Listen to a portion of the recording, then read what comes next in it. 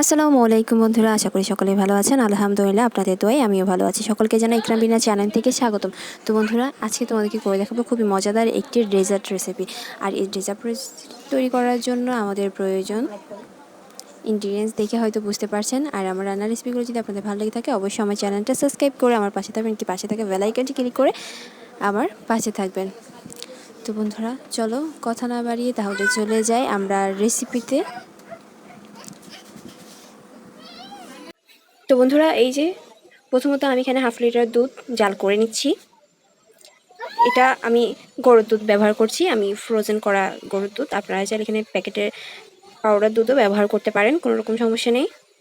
তো বন্ধুরা, এটা বলক আসা পর্যন্ত আমি অপেক্ষা করব। বলক আসার পর এটাকে একটু 2-3 বার জাল দিয়ে আমি একটু ঘন করে নেব।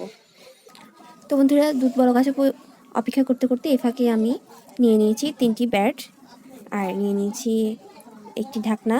আপনারা চাইলে এখানে কুকি কাটাটাও ব্যবহার করতে পারেন, কোনো রকম সমস্যা নেই। এখন আমি এটাকে খুব সুন্দরভাবে কেটে নিচ্ছি। এখানে আমি এখন একটা ব্রেড নিয়ে নিয়েছি। এখন এই ঢাকনার সাহায্যে আমি গোল গোল শেপ করে কেটে নেব।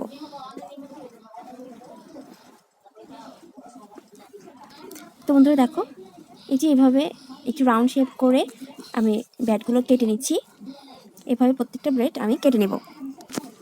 তো বন্ধুরা দেখো, আমি খুব সুন্দর করে ব্রেডগুলো স্লাইস করে কেটে নিয়েছি ঢাকনার সাহায্যে। আপনারা, আমি আগেও বলেছি, কুকি কাটার দিয়েও কেটে নিতে পারেন। আর কুকি কাটা না থাকলে আমার মতো এমন ঢাকনা দিয়েও সুন্দর করে কেটে নিতে পারেন। তো বন্ধুরা, আমার তো এদিকে পাউরুটি রেডি।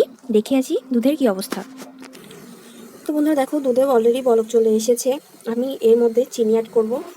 আমি এখানে 3 টেবিল চামচ চিনি অ্যাড করতেছি। আপনারা আপনাদের স্বাদের উপর ডিপেন্ড করে চিনিটা কমিয়ে বাড়িয়ে নিতে পারেন। তো বন্ধুরা, চিনি আর দুধ আমি খুব সুন্দরভাবে মিক্স করে নিচ্ছি।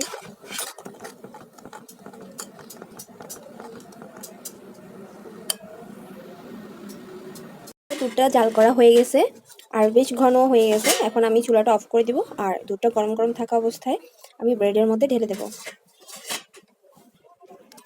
তো বন্ধুরা, এই যে আমি এখন ব্রেডের উপর দিয়ে দেবো গরম গরম দুধগুলো।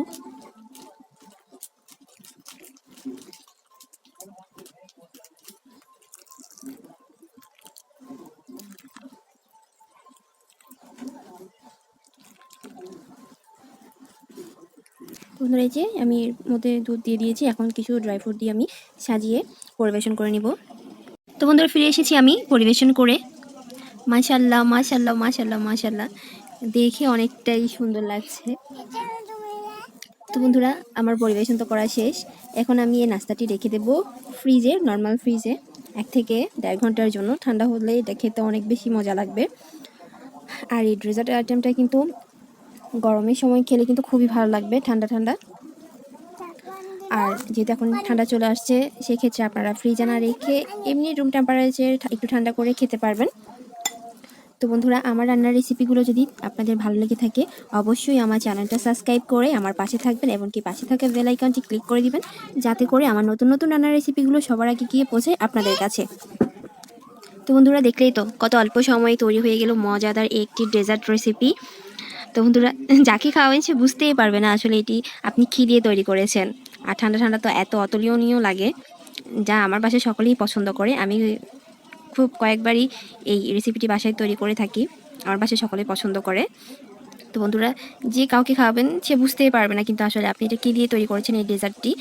তো বন্ধুরা, এতক্ষণ আমার সাথে থাকার জন্য আর সম্পূর্ণ ভিডিওটি দেখার জন্য আপনাদের সকলকে জানাই অসংখ্য ধন্যবাদ। আর আল্লাহ হাফিজ, আসসালামু আলাইকুম।